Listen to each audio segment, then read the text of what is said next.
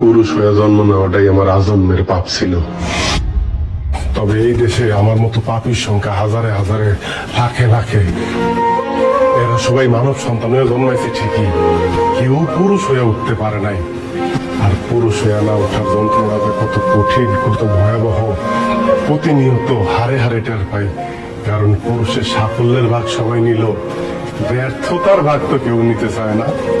কারণ সবাই মনে করে পুরুষ জন্মগ্রহণ করছে পরিবারের অন্যান্য সদস্যদের চাহিদা মেটানোর জন্য।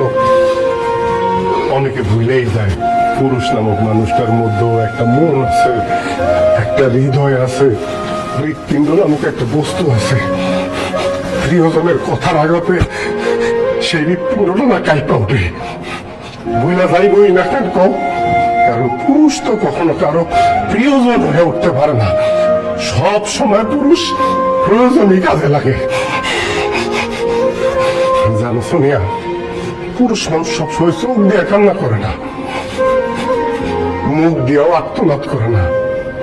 পুরুষের মন কান্দে, হৃদয় আত্মনাদ করে। পুরুষ আবার সেই আত্মনাদ বুকের মধ্যেই চাপ দিয়ে ধরে রাখে, যাতে প্রিয়জনরা না শুনতে পারে। যদি কষ্ট পায়